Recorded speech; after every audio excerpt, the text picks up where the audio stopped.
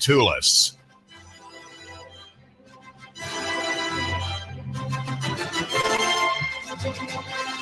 There is a former state legislator who is going to prison for 21 years. He has been sentenced in a conviction, 21 years and 10 months for a $20 million Ponzi scheme involving an area of the marketplace in which I have a real interest and a desire to be more knowledgeable about, and that is the precious metals market. I'm someone who believes in precious metals. I believe that you should have a portion of your portfolio in gold and silver. And the important thing to take away from this story about this former lawmaker is that, or legislator, is that you should always take delivery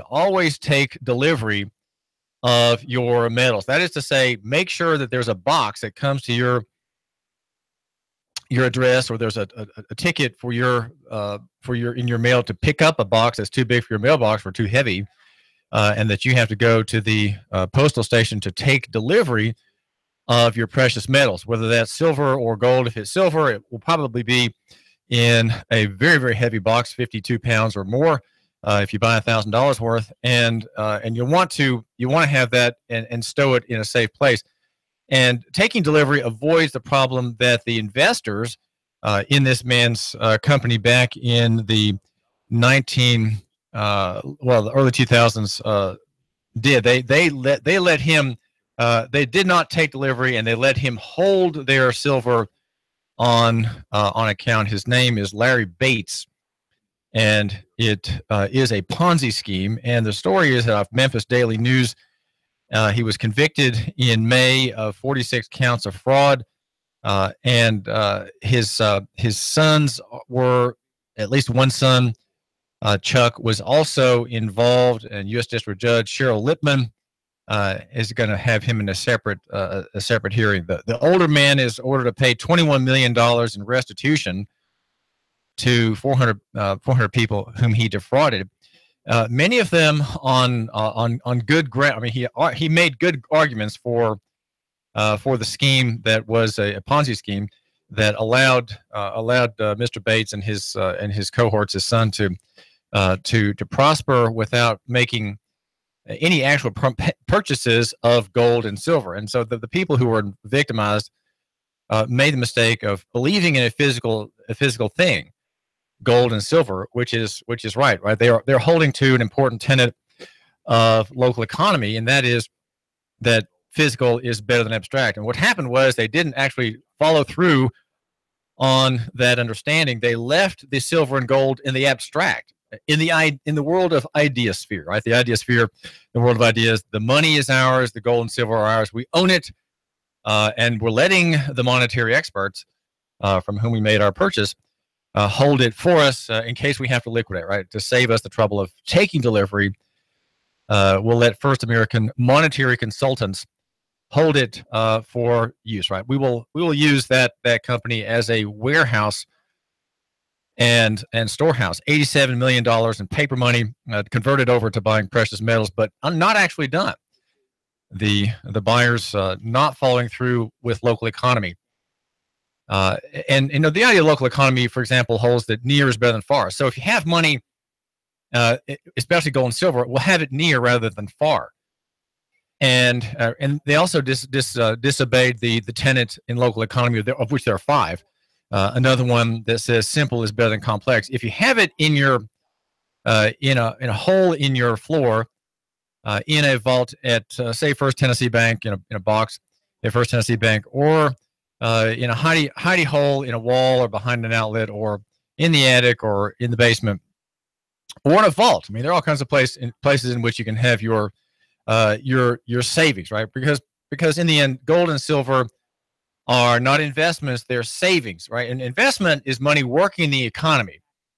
Gold and silver are savings, and they are ultra liquid, and they're very safe, right? They're safe because they are in a form of metal, a form of money that from the time of Abraham was known to be valuable. And that would be gold and silver. I think in the first 3 chapters of Genesis, there's a reference to bdellium and gold and silver.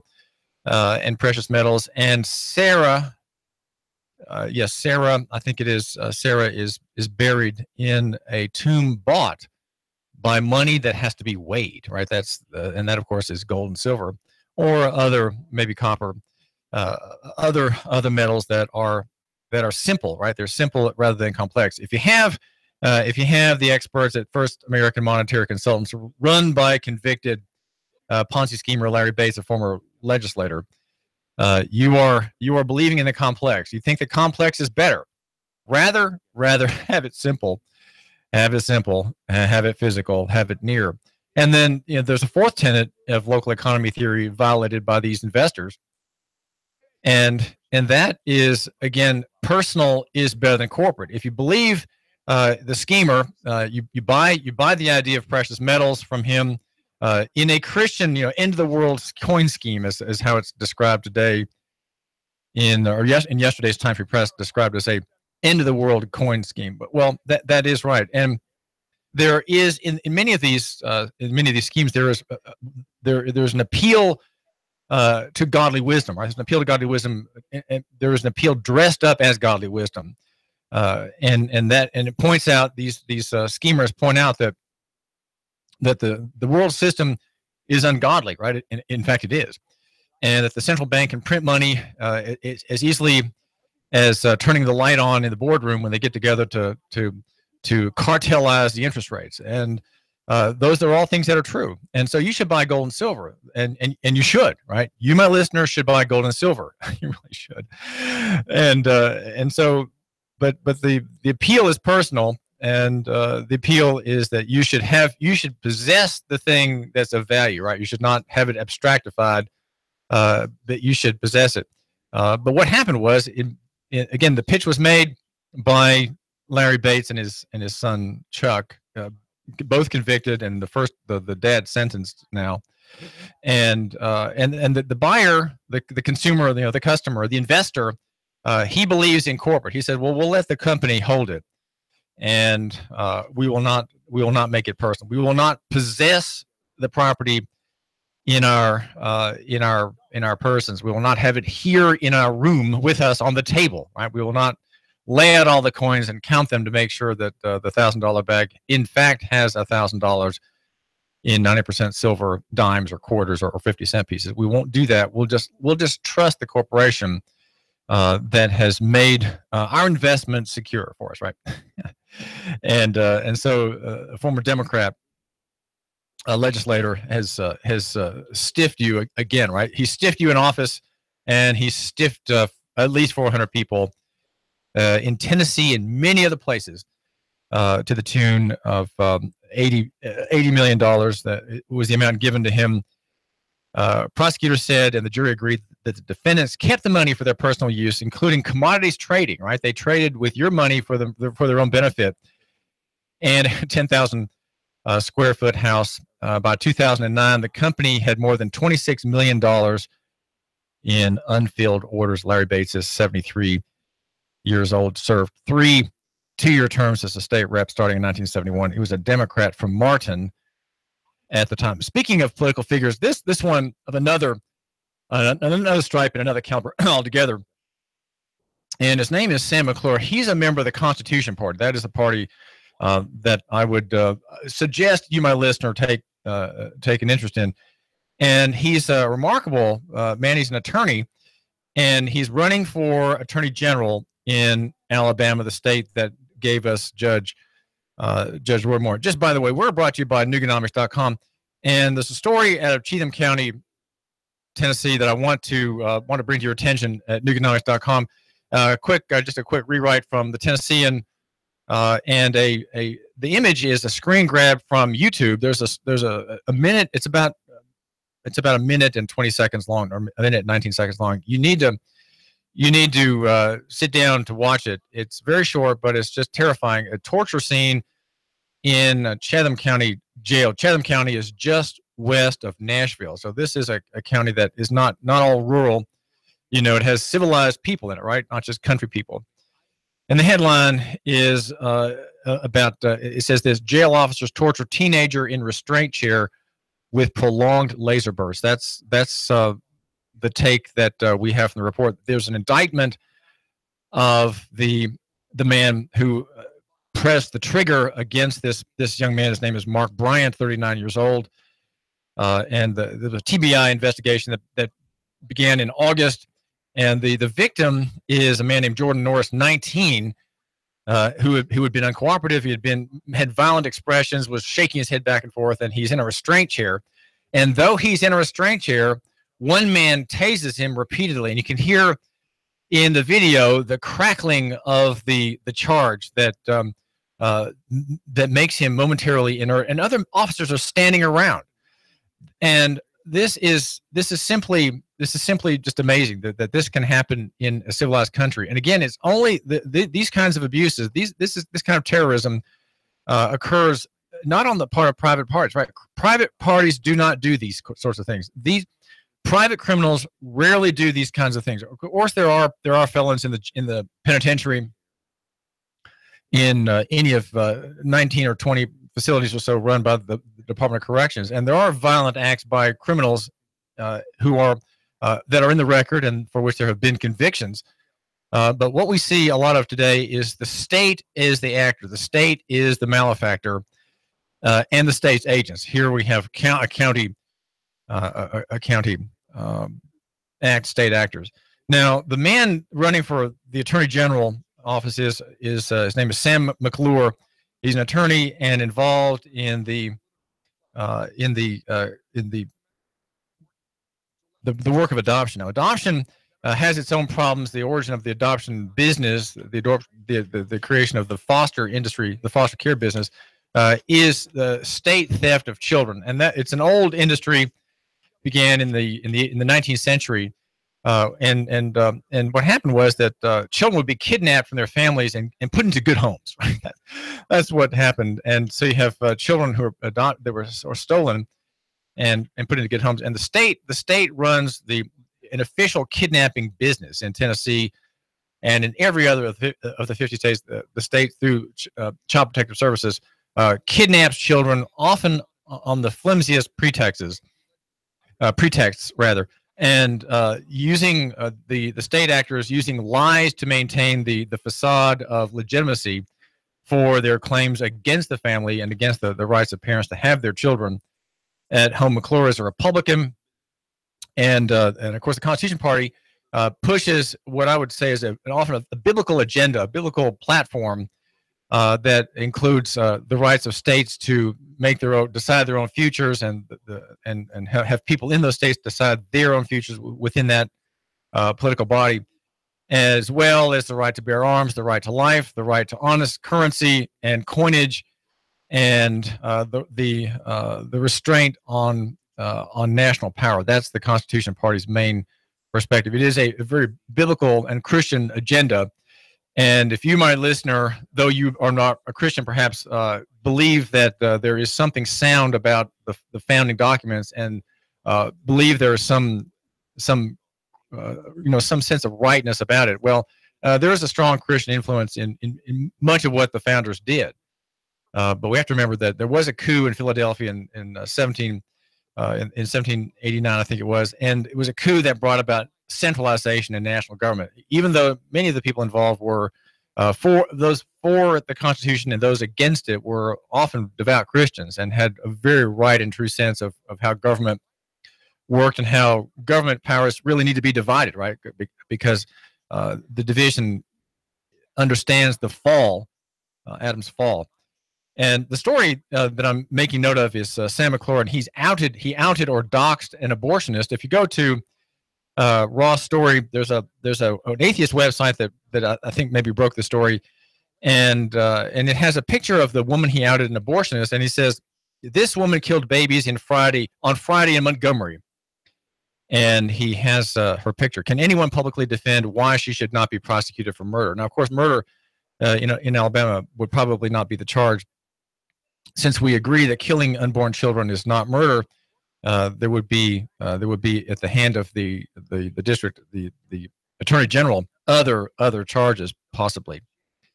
And so there is a man who believes in this doctrine. It's called the doctrine of the lesser magistrate, And that has in view the idea that the Constitution lives locally in local economy, not simply at a national level. In other words, if the Constitution is disobeyed, you don't wait for the Supreme Court to make a ruling, or you don't wait for the president to do something, or the Congress to propose a bill to make a remedy. The Constitution lives where the local official lives.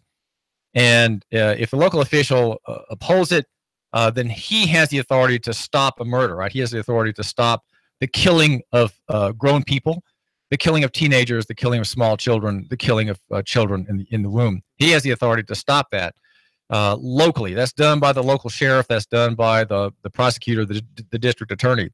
And I would say that any man who has high office like that should understand he cannot hold that office unless he insists on the rights of everybody, the right to life of every person in the county and in the city. And of course, police departments around the country have been involved in defending the murderers. That would be the abortion clinic providers, the abortionists, as they are called, the euphemistically in the Times Free Press, abortion doctors or abortion providers. That's what they're called. But they are the killers of boys and girls, and they are almost always in every jurisdiction protected by police departments, and when clinics are in counties, by county sheriffs as well. But here, though, we have a man who believes in an alternative idea, and that is that there should be a lawful intervention on behalf of the innocent, and that doctrine, it's a biblical doctrine as developed by Matt Truella, who's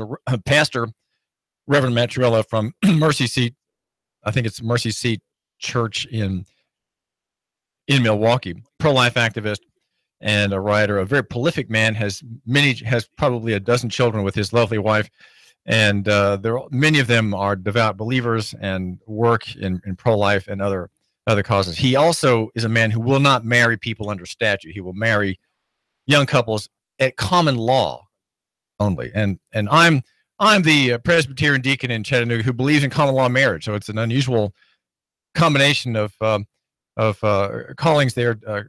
Deacon in the Reformed Church, and someone who says that you should not marry under statute, you should marry at common law. And there is reason for that, and I won't get into that discussion here. But if you want to find out more about common law marriage, the website to visit read about this at your own leisure is, of course, that of our sponsor, Nooganomics.com. Making me the blogger with the biggest pen, David Tulis, the blogger with the biggest pen. We are going to be paying more in taxes here in Howland County, and let's see. I want to mention the thing that's been kind of on my mind all day today and yesterday, especially as I'm hearing about Storm Erma coming in. I called my son, David Jonathan, who's a homeschool graduate, 22 years old.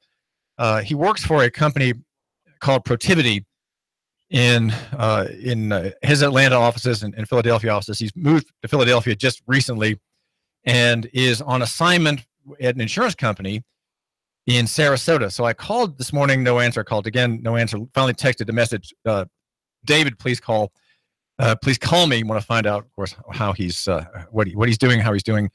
And as I've been considering these storms and the idea of local economy in the free market, it's stricken me again. It has hit me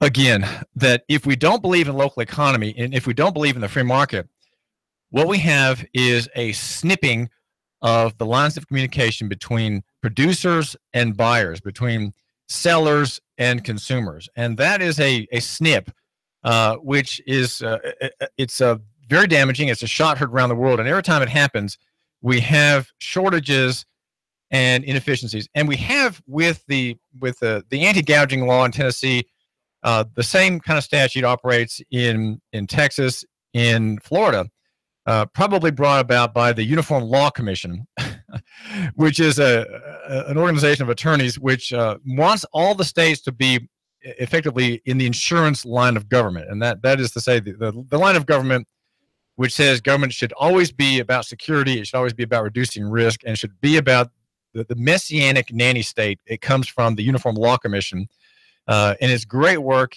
in every state by bringing in model legislation that commercializes everything and reduces the role of family, reduces the role of dad, and of course that of the church, and brings us the welfare state. We have the Uniform Law Commission in many areas, and ALEC is another one in the same category, with a kind of a right-wing pro-business interest. But the thing I'm thinking about, and I want to get to next, is how rules against gouging prevents good things from happening. I want to look at the good things that are prevented. What good things are prevented from happening because price is forbidden from playing its proper role in the economy, in local economy here in Helena County, and in counties all up and down the coast of Florida. David Tulis. The Tennessee Valley's news, talk, and sports leader, Nooga Radio.